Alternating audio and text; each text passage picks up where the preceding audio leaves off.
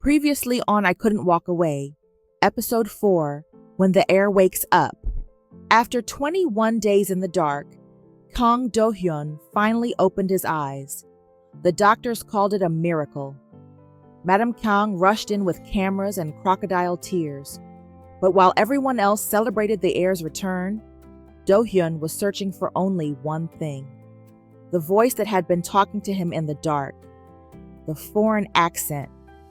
The soft but stubborn faith. The woman who wouldn't let him die.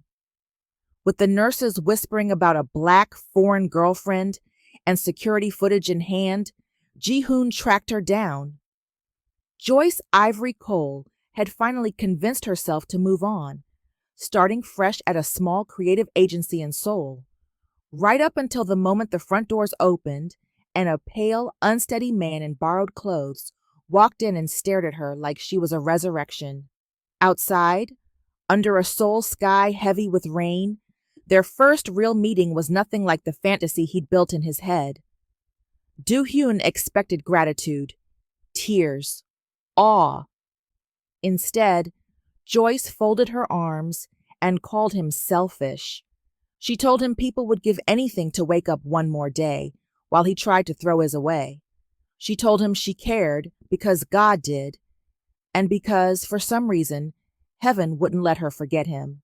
Shaken to his core, the heir who once chose the bridge met the woman who refused to let him fall, and with rain gathering around them, Kang Do-hyun said the one thing he never thought he'd say.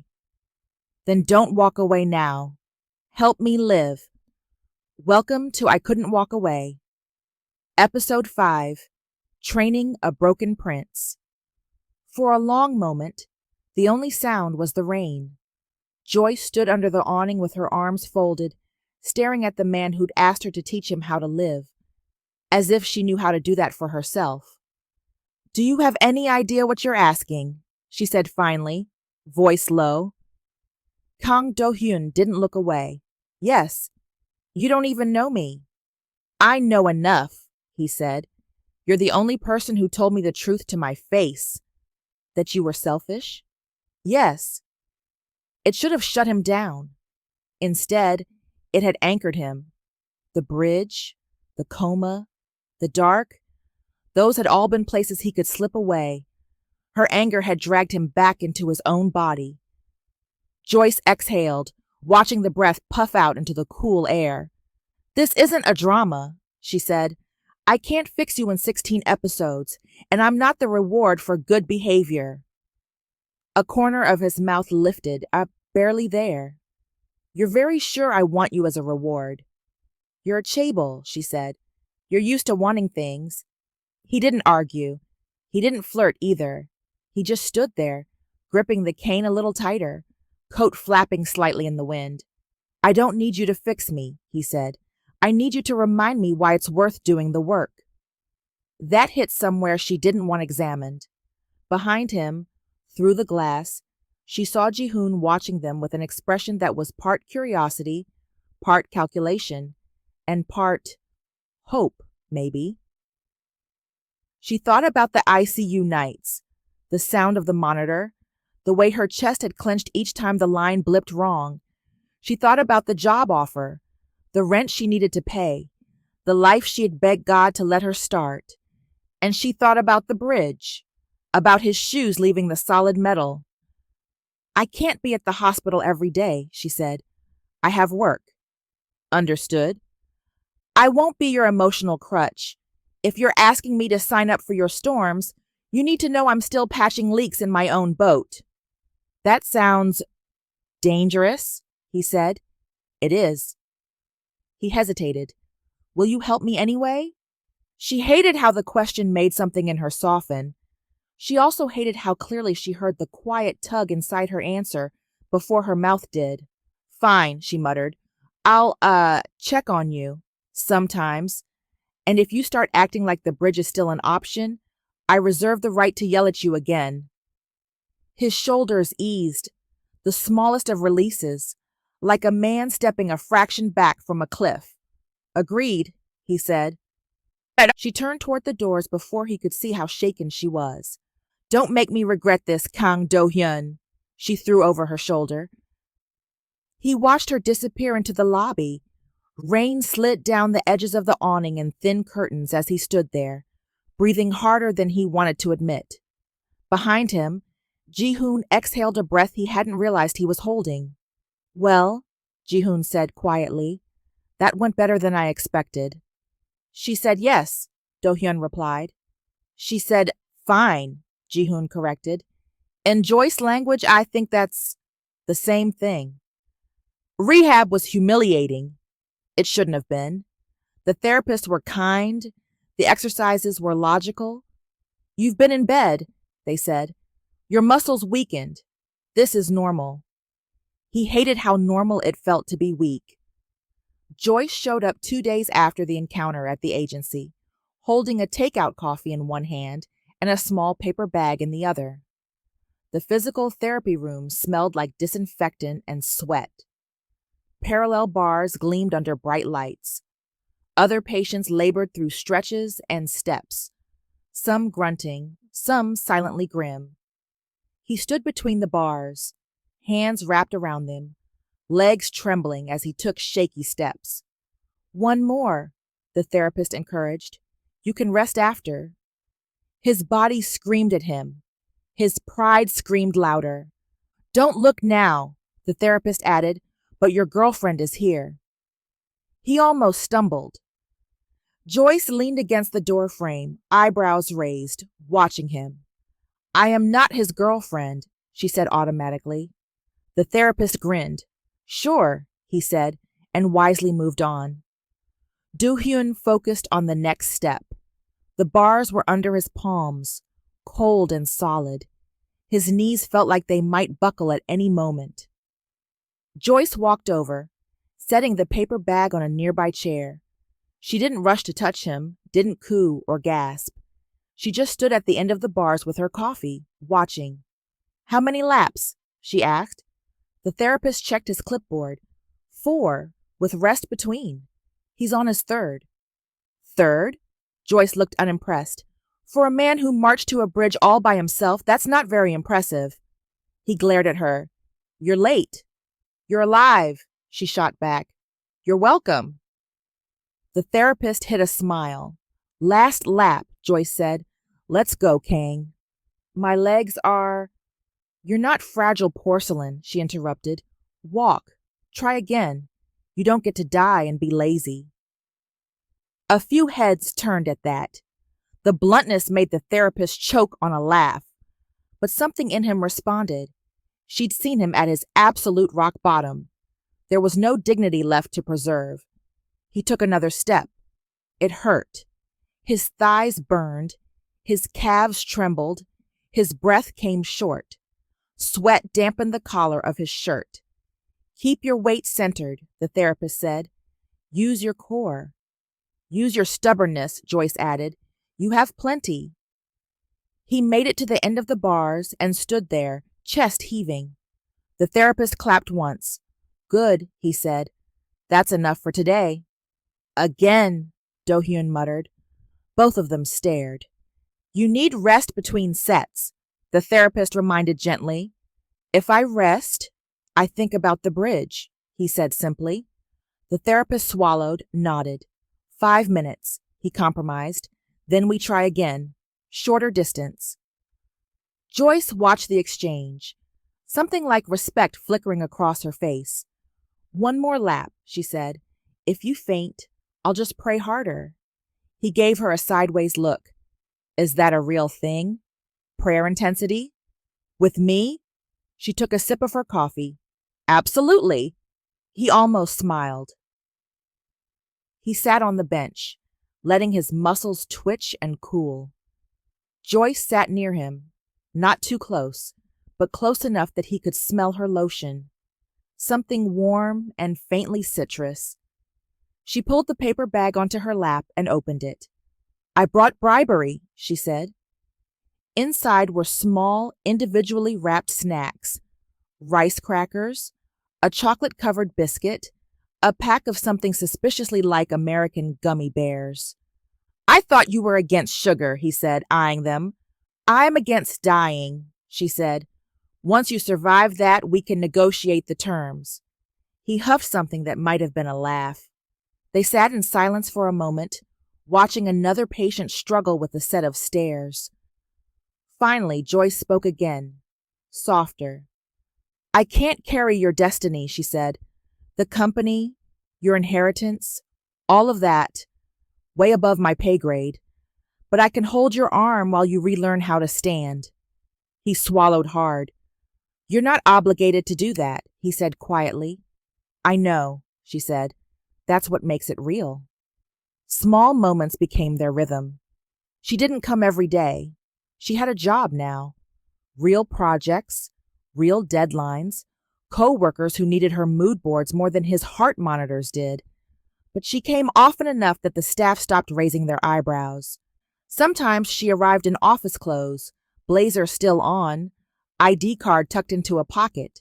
Sometimes she showed up in a hoodie and jeans, hair wrapped in a patterned scarf, eyes tired but alert. She caught him on the way to a follow-up scan, straightening his tie with an exasperated huff. Who put this on you? She asked, fingers deft at the knot. A nurse, he said. She tried, Joyce said diplomatically, but your collar looks like you lost a fight with it. He stood very still as she adjusted the tie, the heat of her hands near his throat making it suddenly hard to think about MRIS. You didn't tell me about the press, she added, glancing toward the hallway. There are cameras swarming downstairs. They heard I woke up, he said. Now they want proof. Photos of the miracle Heir. Well, at least you won't look like you escaped from a closet, she muttered, smoothing the fabric down his chest. There, passable. He looked at her, at the faint smudge of eyeliner at the corner of her eye, the tiny scar near her brow, the way she bit the inside of her cheek when she concentrated. Thank you, he said. For fixing your tie, she teased. For staying, in general. She rolled her eyes to hide whatever flashed through hers. Don't make it weird, Kang. It was already weird. He knew that when he watched her laugh with Ji-hoon one afternoon in the hospital cafeteria. They'd run into each other by accident. Joyce balancing a tray with too much food, Ji-hoon juggling his phone and a stack of documents. She made some joke about him being the human version of a loading bar, and Ji-hoon, who almost never laughed in public, actually grinned. Do-hyun sat at a table nearby, untouched soup cooling in front of him, and felt something hot and unfamiliar tap against his ribs. Jealousy, his brain supplied. Oh, it annoyed him. He had never been jealous of anyone over anything. Emotional. Assets, maybe. Influence, occasionally.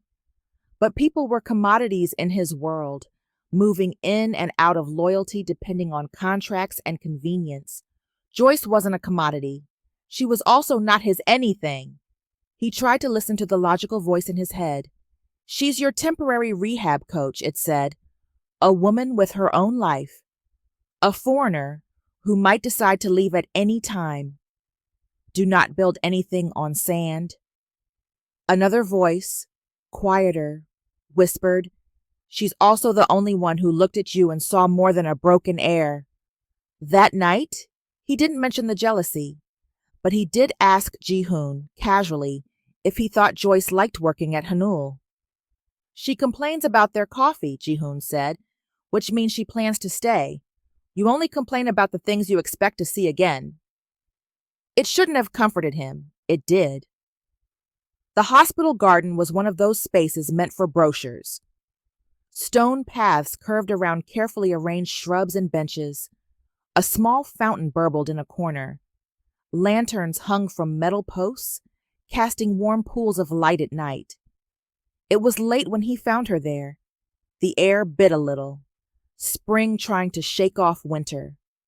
Joyce sat on a bench, arms wrapped around herself, breath visible in small puffs. Her phone lay face down beside her, untouched. What's the temperature threshold for an American to admit it's cold? He asked, slowly making his way down the path, cane tapping softly. She jumped, then relaxed when she saw him. "You should be in your room," she said, "not lurking in gardens like a ghost." "I was cleared to walk," he said. 10 minutes, with supervision." "Where's the supervision?" He lifted the cane. "You're looking at it." She snorted. "That's not how that works." He eased himself onto the bench, leaving a careful distance between them.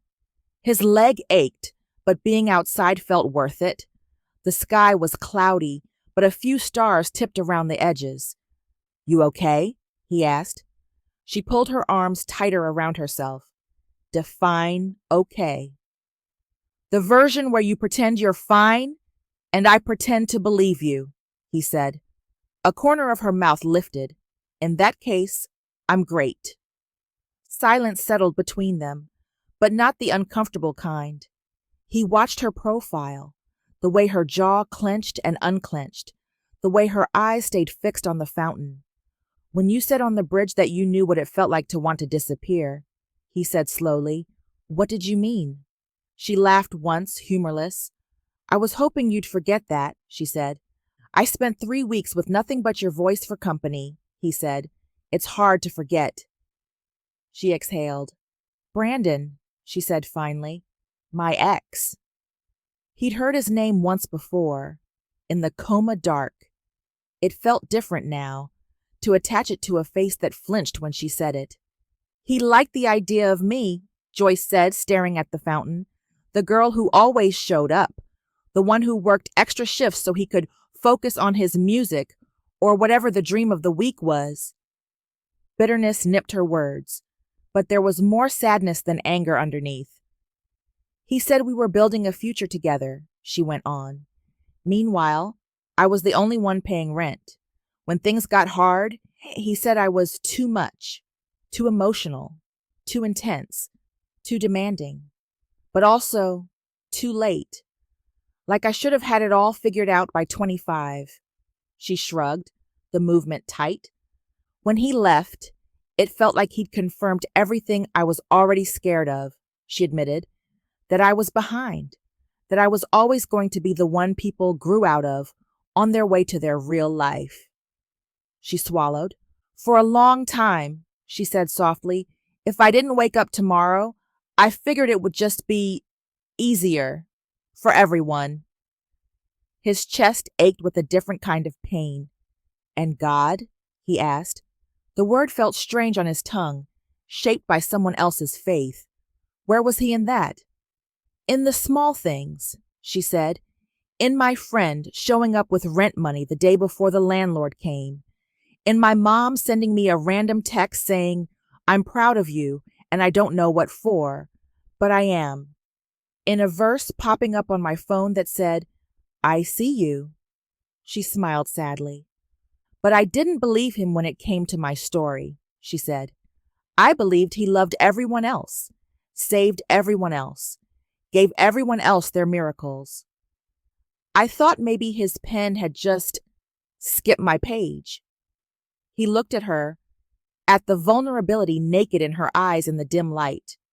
"I think," he said, choosing his words carefully, "that his pen is messier than that." "Is that supposed to be comforting?" she asked, one eyebrow lifting. "Coming from me?" he said. "Probably not." She huffed a small laugh. "But now," he added quietly, "I know God didn't skip your page, because your voice was written into mine." Her head turned slowly. "That is the cheesiest thing anyone has ever said to me in a hospital garden," she said. "It's also true," he replied. She looked away first, cheeks warming in the lantern light. "Don't turn this into a rom-com," she muttered. "We've got enough drama." He didn't argue. He didn't reach for her hand. He just sat there, listening to the fountain and the faint, distant sounds of the hospital. For the first time since waking, the thought of tomorrow didn't feel like a burden. It felt like an option. The test results came back on a Tuesday. He knew they were important because Ji-hoon looked like he'd swallowed a grenade when he walked into the room. The new doctor, A neurologist from a private clinic, not the family's usual physician, followed him, expression grave. Joyce stood near the window, arms folded, watching. "We repeated your blood work and ran some additional toxicology panels," the neurologist said, opening a folder. "These tests are not standard in hospital blood draws, but Mr. Choi requested a comprehensive screen." "Is there a problem?" Do-hyun asked. His pulse picked up. The monitor tattled again. The neurologist hesitated. "There are anomalies," he said. "Traces of certain substances in your system that should not be there." "Which substances?" Joyce asked. "Low-dose beta blockers, mild sedatives, and another compound that functions as a muscle relaxant." The doctor said, "None of these in isolation are illegal. In fact, they are often used therapeutically." "But," Ji-hoon pressed, "but," the doctor continued, "in combination, taken over a long period, they would cause chronic fatigue, weakness, dizziness, and possibly exacerbate migraines. The levels in your system indicate prolonged use." "Prolonged? How prolonged?" Joyce asked, voice tight. The doctor glanced at the chart. "Years," he said. "Possibly a decade or more, given accumulation in tissue." The room tilted. Years. His mind flung itself backward, searching. The first time he'd been given the vitamins after a fainting episode in high school. The way the family doctor had insisted he never stop. The small cups of tea his stepmother had personally brought to his room on days he could barely lift his head. "You have always been frail," the doctor said carefully. "Is that correct?" "That's what they said. They said I was born that way," he replied. "It is my medical opinion," the neurologist said slowly, "that you were not born frail. You were made that way." Silence dropped like a stone. Joyce sucked in a breath. "You're saying someone did this to him?" she asked. The doctor shifted, clearly aware he was stepping into dangerous territory. "I'm saying," he replied, "that these medications did not appear in his body by accident. Someone prescribed them. Someone administered them. And the dosages suggest long-term management, not short-term crisis treatment. Management, like he was a condition to be contained." Flashback slid into place like a puzzle he hadn't known he was assembling. His stepmother's voice, "You must never stop these," the doctor said. "They are for your own good." Her gloved hand pressing the cup into his grasp. The doctor's quiet refusal any time he'd asked to taper off. His father's sigh. "Your health worries her. Let her handle it." It clicked. He didn't remember standing, but suddenly he was halfway out of the bed, IV line tugging at his arm. "How long have you known?" he demanded, voice shaking. "Hyung!" Ji-hoon stepped forward, catching his elbow, helping him back down before he tore something. "I have always suspected that you were not born frail. That's why I called in outside doctors.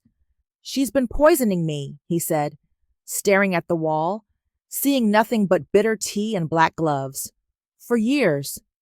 "Not enough to kill you," the doctor said quickly, "but enough to keep you dependent, limited. Enough to keep you useful but not dangerous," Joyce said, anger sharpening each word. That landed. He felt something inside him crack.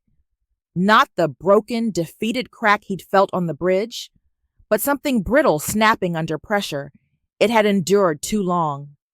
"They didn't keep you alive," Joyce said, stepping closer to the bed. "They kept you weak." He looked at her. Her eyes blazed, not with pity but fury. "And now you know," she said, "which means you're not helpless anymore." He let that sink in. He could feel the old patterns trying to reassert themselves, the urge to curl inward, to let someone else decide what came next, to accept helplessness as his identity. But Joyce's words wouldn't let him. Not helpless anymore. Ji-hoon cleared his throat quietly. "We'll need to be careful," he said. If we confront her without a plan, she'll bury this. And us. I know, Do-hyun said. He looked at the neurologist. You will put this in writing? The doctor hesitated. It could have professional consequences, he said. Your family is powerful. Joyce stepped in. What about the professional consequences, she asked, of not writing down the truth? The doctor met her gaze and saw something there that reminded him of his own oath. He swallowed. I will document my findings, he said, carefully. After he left, the room felt different. The machine still beeped. The sunlight still spilled through the window, but the air was charged, like a storm had been named. I thought my body was the problem, Do-hyun said quietly. All this time, I thought I was defective, that my father kept me in the line of succession out of guilt, not faith. Your body was fine, Joyce said. They just treated your strength like a threat. He stared at his hands. They trembled, but not with weakness this time, with anger. Good, she said. He blinked at her. Good? If you were numb, I'd be worried, she said. Anger means you're waking up in more ways than one. It also means I might do something reckless, he said. We'll work on making it strategic, she replied. That's why God gave you a brain and a COO. She jerked her chin toward Ji-hoon. Should I be honored or terrified? Ji-hoon asked under his breath. Both, Joyce said. They shared a brief, grim smile. Later, when Ji-hoon left to make calls and Joyce went to refill her coffee, the room quieted. The afternoon light softened, slanting across the bed. He lay back, staring at the ceiling. The narrative of his life had always been simple. Sickly boy, fragile heir, the bitter tea and drugs were to make him get better. Grateful son. It had been easier to believe that than to confront the cracks in the story. Now the cracks had split open, revealing rot underneath. Everyone has been lying to you, a small, vicious voice whispered. Not everyone, a quieter one countered. He thought of his father's hand on his shoulder, of Ji-hoon's stubborn loyalty, of Nurse Han's gentle encouragement. And Joyce, always, his mind circled back to her. He thought of the bridge, of the dark, of her voice cutting through like a stubborn song that refused to end. He heard again what she'd said just hours ago, when the neurologist had left and the room had echoed with the weight of the diagnosis. They didn't keep you alive. They kept you weak. But now you know. That means you're not helpless anymore. He hadn't responded then, too busy holding himself together. Now he let the words replay. In the evening, the door creaked softly. He turned his head. Joyce slipped back in, a fresh coffee in hand. You okay? She asked. He considered lying. No, he said instead, but I'm awake. She nodded, as if that was the answer she'd expected. That's a start. She set the coffee down, pulled the chair closer, and sat. The silence between them wasn't the hollow kind anymore. It felt full of questions, of possibilities, of things neither of them were ready to name. He turned his head, studying her profile. I've been thinking, he said quietly. Dangerous, she murmured. I think God didn't just send you to save my life, he said, the words tasting like truth even as he spoke them. He sent you to show me how to fight for it. She froze. A color rose slowly to her cheeks, as if the compliment embarrassed and unsettled her more than any flirtation would have. That's a lot of responsibility to put on one person, she said. It's not responsibility, he said. It's acknowledgement. Of what? Of the fact that your stubbornness had done what money, doctors, and duty never could. She looked away, eyes glistening just a little. You're giving God too little credit, she said softly. I'm just the loud background noise. Sometimes, he replied. That's what keeps a man from going silent. She didn't answer, but she didn't leave either. And in the quiet that followed, with machines humming and evening settling outside, the broken Prince of Town group lay in a hospital bed, no longer wondering if his life was worth living. He was wondering what it would look like to live it differently, now that someone had shown him he could. If you're still here with Joyce and Do-hyun, thank you. If this episode moved you, don't forget to like the video, subscribe, and turn on the notification bell so you don't miss episode 6, War for the Empire. And tell me in the comments, do you think Do-hyun is really ready for war? Or is he still more fragile than he believes?